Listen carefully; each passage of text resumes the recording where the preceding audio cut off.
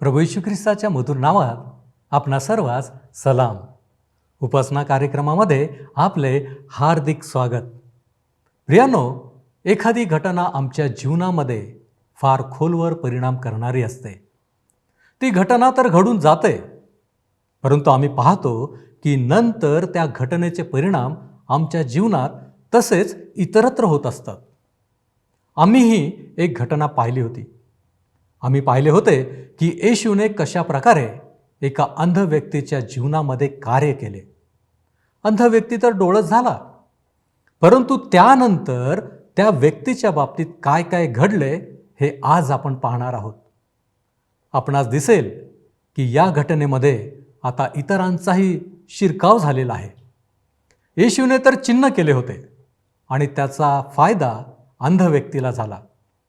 पण आज येशूचे विरोधक बऱ्याच झालेल्या किंवा डोळस झालेल्या त्या माणसाची उलट तपासणी करताना दिसतात.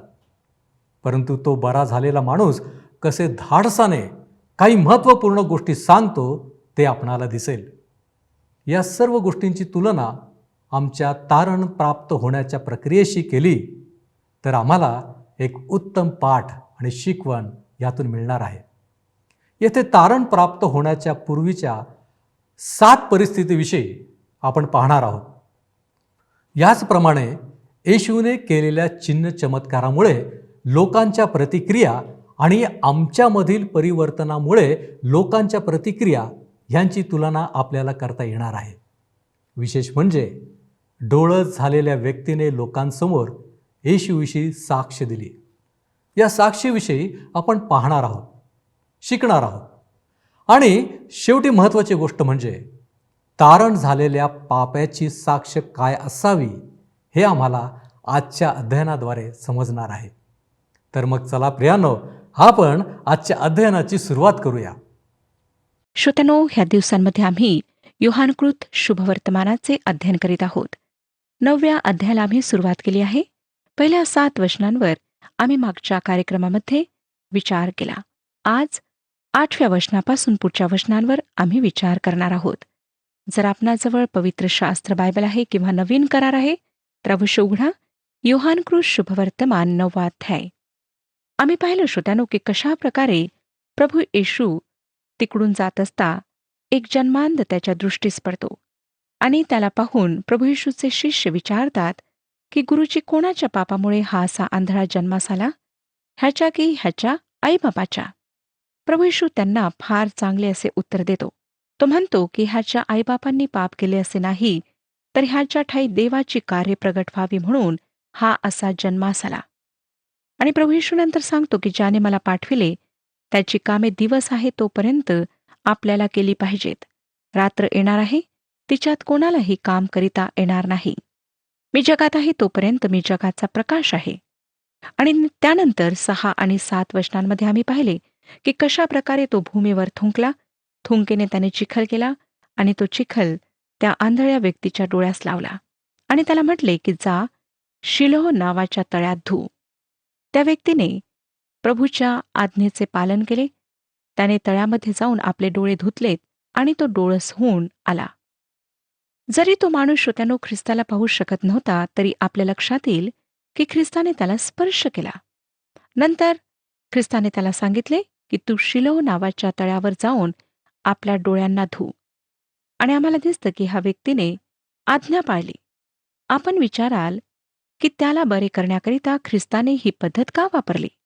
त्यासाठी मी आपणाला अनेक कारणे देऊ शकते. पहिले कारण की ह्या शुभवर्तमानात प्रभू येशू ख्रिस्ताचे ईश्वरत्व समोर ठेवण्यात आले आहे.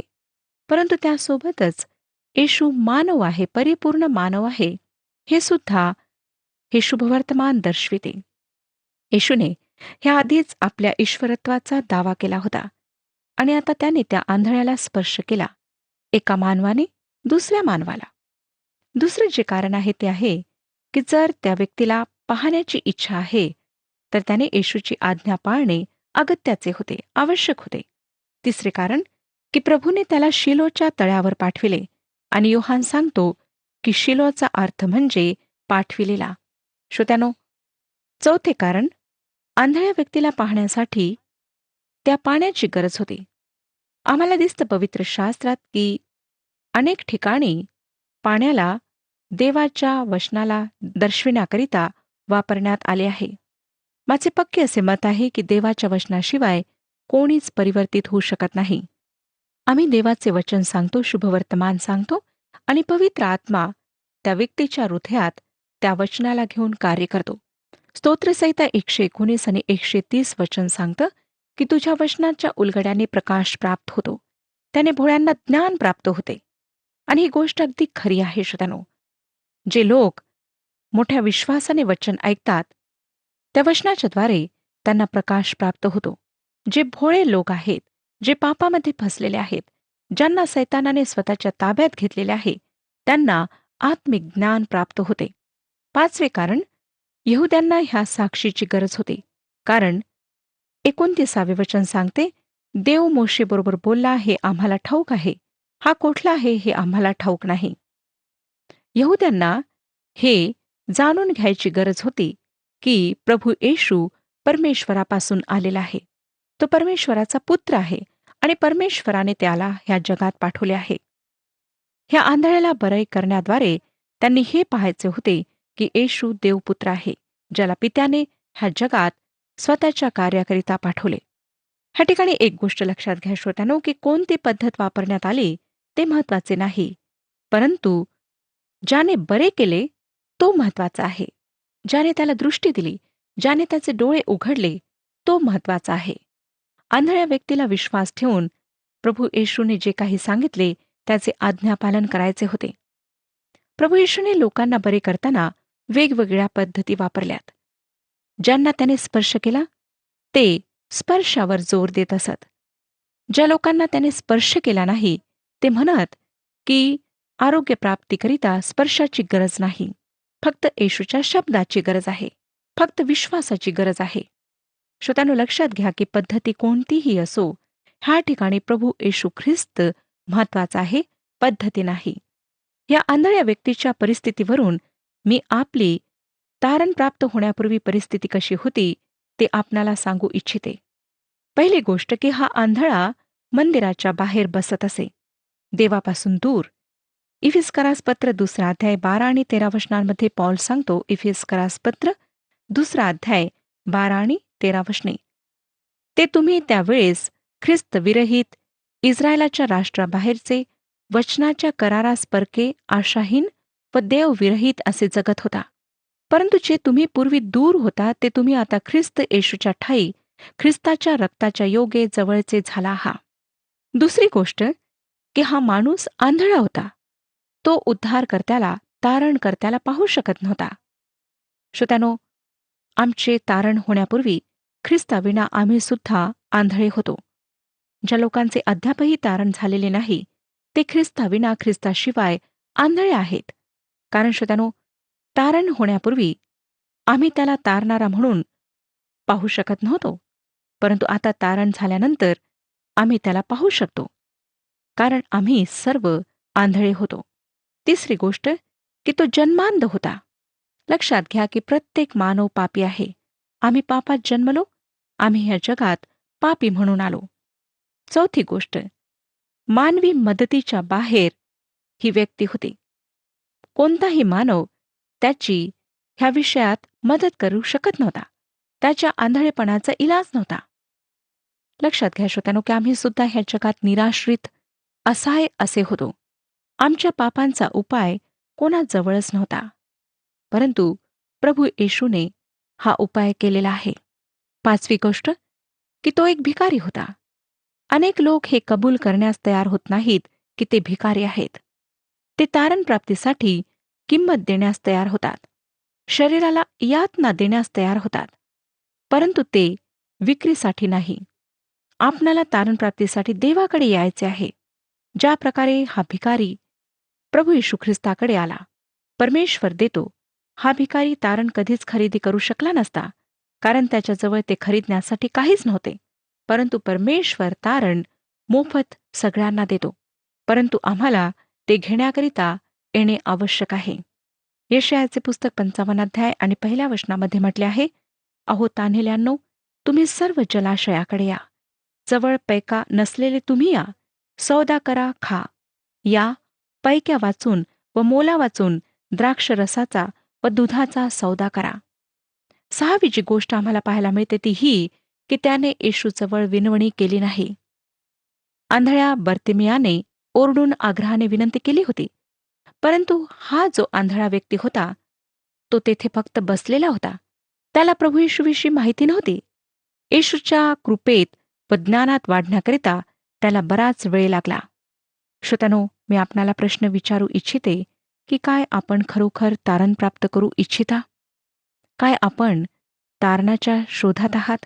पापांपासून मुक्ती प्राप्त करण्याकरिता झटत आहात? आपण काय प्रभू येशूला शोधत आहात? जर आपण साधारण लोकांपैकी आहात तर आपण त्याला शोधित नाही, तर तो आपणाला शोधित आहे. ही मानवाची आणि त्याच्या तारणाची कथा आहे. 7वं कारण, दुसऱ्यांकडून ह्या आंधळ्या व्यक्तीला कुठलीही सहानुभूती दाखविण्यात आलेली नव्हती. मंदिरात लोक जात येत असत. अनेक यहुदी त्याला पाहत असत आणि पुढे जात असत. जेव्हा प्रभू येशूच्या शिष्यांनी त्याला पाहिले, तेव्हा हे शिष्य त्याच्याविषयी वाद घालू पाहत होते. त्याला दयामाया दाखविण्याचा किंवा त्याच्यासाठी काही करण्याचा त्यांचा मुळीच उद्देश नव्हता. हे मानवी परिवाराचे एक चित्र आहे. परंतु ख्रिस्ताला आमच्याविषयी कळवळा वाटतो. फक्त तोच आहे श्रोत्यानो जो आमच्या आजच्या परिस्थितीमध्ये मदत करू शकतो. आता आम्हाला ह्या चमत्कारामुळे जे चिन्ह प्रभू येशूने ह्या ठिकाणी दाखवले त्यामुळे झालेली प्रतिक्रिया पाहायला मिळते. पहिली प्रतिक्रिया शेजाऱ्यांकडून पाहायला मिळते. जो एक आंधळा व्यक्ती होता त्याच्यात आता परिवर्तन झाले होते. त्याला आता काठी टेकून चाचपडत चालण्याची गरज नव्हती, परंतु तो आपले डोळे उघडून पाहत होता. मला वाटतं श्रोत्यानो की तो नक्कीच देवाची स्तुती करीत असावा. काय आपण त्याच्या शेजाऱ्यांचे चित्र डोळ्यासमोर आणू शकता? त्या शेजाऱ्यांपैकी काही म्हणत असतील की पहा, हा जो आंधळा होता तो आता बरा झाला आहे. त्याच्या पत्नीने म्हटले असेल, तो आता आंधळा नाही, पाहू शकतो. शेजाऱ्यांना माहीत होते की काही घडले आहे. श्रोत्यानो, जेव्हा तुमच्या जीवनामध्ये परिवर्तन घडून येते तेव्हा लोकांना ते लक्षात येणारच नाही ह्यावर मी मुळीच विश्वास ठेवू शकत नाही. जर त्या परिवर्तनाचा काहीच परिणाम लोकांना तुमच्या जीवनात आढळत नाही तर नक्कीच त्या परिवर्तनात काहीतरी गडबड आहे. जेव्हा तुमच्या जीवनात परिवर्तन येते तेव्हा ते लोकांच्या दृष्टीस पडते. नंतर 10 ते 12 वचने पहा काय सांगतात. 9वा अध्याय 10 ते 12 वचने. ह्यावरून ते त्याला म्हणाले, तुझे डोळे कसे उघडले? त्याने उत्तर दिले, येशू नावाच्या मनुष्याने चिखल करून माझ्या डोळ्यास लावला आणि मला सांगितले, शिलोवर जाऊन धू. मी जाऊन धुतले आणि मला दृष्टी आली. तेव्हा त्यांनी त्याला म्हटले, तो कोठे आहे? तो म्हणाला, मला ठाऊक नाही. ह्या माणसाची साक्ष मला आवडते. त्याने त्याला जे काही माहीत होते ते सांगितले. एक चांगली, प्रामाणिक आणि खरी साक्ष त्याने ह्या ठिकाणी दिली आहे. श्रोत्यानो, प्रभू येशूकडे येणे व देवाच्या सामर्थ्याला अनुभव करणे ही आमची साक्ष असायला हवी. जरी ह्या माणसाने येशूला पाहिले नव्हते तरी प्रभू येशूने त्याचे डोळे उघडले. महत्वाची गोष्ट त्याला पाहणे नाही तर त्याच्यावर विश्वास ठेवणे आहे. दुसरी जी प्रतिक्रिया आम्हाला दिसते ती परुषी लोकांकडून आढळते. 13 ते 15 वचने सांगतात, मग जो पूर्वी आंधळा होता त्याला त्यांनी परुषांकडे नेले. ज्या दिवशी येशूने चिखल करून त्याचे डोळे उघडले तो दिवस शब्बात होता. म्हणून पुरुषांनीही त्याला पुन्हा विचारले, तुला दृष्टी कशी आली? तो त्यांना म्हणाला, त्याने माझ्या डोळ्यास चिखल लावला, तो मी धुवून टाकल्यावर मला दिसू लागले. पुन्हा माणसाची साक्ष अगदी साधी आहे. आपल्याला वाटत असेल की हा आंधळा माणूस पाहू लागला म्हणून ह्यांना आनंद वाटला असेल, त्यांनी परमेश्वराची स्तुती केली असेल. नाही श्रोत्यानो, त्यांची प्रतिक्रिया पहा. त्याच्यासोबत काय करावे हे त्यांना कळत नव्हते. ते त्याला विचारतात की तुला दृष्टी कशी आली? आणि त्याने एक साधे उत्तर दिले की त्याने माझ्या डोळ्यास चिखल लावला, तो मी धुवून टाकल्यावर मला दिसू लागले. 16वे वचन पहा. ह्यावरून परुषातील कित्येक म्हणाले, हा मनुष्य देवापासून नाही, कारण तो शब्दात पाळीत नाही. दुसरे म्हणाले, पापी मनुष्य अशी चिन्हे कशी करू शकतो? अशी त्यांच्यामध्ये फूट पडली. निसंशय हे लोक या पृथ्वीवरचे अति हुशार लोक होते. ग्रीक तत्ववेत्यांपेक्षाही हे वरचढ होते. वाद घालण्यात ते तरबेज होते. ते वाद घालण्यास 2 विधानांवर आधारलेली तर्कपद्धती उपयोगात आणणारे होते. त्यांच्याजवळ प्रमुख पूर्वपक्ष होता आणि लहान पूर्वपक्ष होता आणि नंतर निष्कर्ष. जर दोन्ही पूर्वपक्ष खरे आहेत तर शेवटी निघालेला निष्कर्ष सुद्धा खराच होईल. परंतु जर दोन्ही पूर्वपक्ष खोटे असतील तर निष्कर्ष खोटा राहील. इथे त्याची कारणे देण्यात आलेली आहेत. मुख्य पूर्वपक्ष काय होता? तर देवापासून आलेले सर्व लोक शब्दात पाळतात. आणि लहान पूर्वपक्ष काय होता? की येशूने शब्दात पाळला नाही. त्यांनी निष्कर्ष काय काढला? की येशू देवापासून नाही. त्यांच्या खोट्या मुख्य पूर्वपक्षाने लोकांना खऱ्या निष्कर्षाप्रत पोहोचू दिले नाही. जर दोन्ही पूर्वपक्ष खरे असते तर त्यांचे निष्कर्ष खरे राहिले असते. नंतर मुख्य पूर्वपक्ष फक्त देवाकडून आलेले लोकच जन्मांध आंधळ्याचे डोळे उघडू शकतात. लहान पूर्वपक्ष येशूने आंधळ्या माणसाचे डोळे उघडले. निष्कर्ष काय? की येशू देवाकडून आहे. श्रोत्यानो, आज सुद्धा लोक अशाच प्रकारच्या वादामध्ये वेळ घालवित आहेत, वेळ गमावित आहेत आणि अनेक लोक ख्रिस्ताविना पापात नाश होत आहेत. त्यांना ख्रिस्ताविषयी सांगण्याऐवजी लोक वादविवादामध्ये अधिक वेळ घालवितात. 17 आणि 18 वचने पहा. म्हणून पुन्हा ते त्या आंधळ्याला म्हणाले, त्याने तुझे डोळे उघडले तर त्याच्याविषयी तू काय म्हणतोस? त्याने म्हटले, तो संदेष्ट आहे. त्यांच्या ह्या वादात ते विचारतात की पापी मनुष्य अशी चिन्हे कशी करू शकतो? परंतु त्यांच्या अशा प्रश्नामुळे तो आंधळा माणूस अधिक धैर्याने म्हणतो की तो संदेष्ट आहे. तो देवाकडून असावा, परंतु यहुद्यांनी त्याच्या म्हणण्यावर विश्वास ठेवला नाही. म्हणून त्यांनी त्याच्या आता आईवडिलांना बोलावले. तिसरी जी प्रतिक्रिया आम्हाला पाहायला मिळते ती त्याच्या आईवडिलांकडून आहे. 19 ते 22 वचने. त्यांनी त्यांना विचारले, तुमचा जो मुलगा आंधळा जन्मला असे म्हणतात तो हाच काय? तर आता त्याला दृष्टी कशी आली? त्याच्या आईबापांनी उत्तर दिले, हा आमचा मुलगा आहे व तो आंधळा जन्मला हे आम्हाला ठाऊक आहे. तरी आता त्याला दृष्टी कशी आली हे आम्हाला ठाऊक नाही, किंवा त्याचे डोळे कोणी उघडले हेही आम्हाला ठाऊक नाही. त्याला विचारा, तो वयात आलेला आहे, तो स्वतःविषयी सांगेल. त्याच्या आईबापांना यहुद्यांचे भय होते म्हणून ते असे म्हणाले. कारण हा ख्रिस्त आहे असे कोणी पत्करल्यास त्याला सभा बहिष्कृत करावे असे यहुद्यांचे अगोदरच एकमत झाले होते. श्रोत्यानो, ह्या ठिकाणी ते आता त्याच्या आईवडिलांना प्रश्न विचारित आहेत, परंतु आईवडील सरळ उत्तर देतात की तो आंधळा जन्मला होता हे आम्हाला ठाऊक आहे आणि आता त्याला दृष्टी कशी आली हे आम्हाला माहीत नाही. 23 वचन. ह्यामुळे त्याच्या आईबापांनी म्हटले, तो वयात आलेला आहे, त्याला विचारा. आईवडिलांना माहीत होते की चमत्कार घडला आहे, परंतु तो कसा घडला हे स्पष्ट करण्याकरिता ते तयारीत नव्हते. त्यांना ह्या धार्मिक पुढाऱ्यांनी एकदम वाईट टाकले असते आणि भीतीमुळे त्यांनी त्यांना सरळ असे उत्तर दिले नाही. 24 वचन वाचूया. मग जो मनुष्यपूर्वी आंधळा होता त्याला त्यांनी दुसऱ्यांदा बोलावून म्हटले, देवाचे गौरव कर, तो मनुष्य पापी आहे हे आम्हाला ठाऊक आहे. ते येशू ख्रिस्ताला ह्या चमत्काराचे, ह्या चिन्हाचे श्रेय देऊ इच्छित नव्हते. ते त्याला म्हणतात की तू देवाचे गौरव कर. येशूला गौरव देऊ नको, परंतु देवाला गौरव दे. हे ऐकणे जरा बरे वाटते, परंतु श्रोत्यानो, त्यांच्या मनात काय होते ते आम्ही ओळखू शकतो. 25 वचन. ह्यावरून त्याने उत्तर दिले, तो पापी आहे किंवा नाही हे मला ठाऊक नाही, पण मला एक गोष्ट ठाऊक आहे की मी पूर्वी आंधळा होतो व आता मला दिसते. ह्या आंधळ्या व्यक्तीने आतापर्यंत येशूला पाहिले नव्हते. ही दुसरी वेळ होती की त्यांनी त्याला कोर्टामध्ये आणले आणि त्याला प्रश्न विचारलेत. आता तो जरा चिंतेत पडला, तरी सुद्धा त्याची साक्ष ऐका. एक गोष्ट मला ठाऊक आहे की मी पूर्वी आंधळा होतो आणि आता मला दिसते. श्रोत्यानो, ज्या पाप्यांचे तारण होते त्यांची हीच साक्ष असते. मी पूर्वी आंधळा होतो, परंतु आता मला दिसते. एकेवेळी मी आत्मिक अंधारात होतो, परंतु आता मी आत्मिक प्रकाशात आहे. 26 वचन. ह्यावर त्यांनी त्याला म्हटले, त्याने तुला काय केले? त्याने तुझे डोळे कसे उघडले?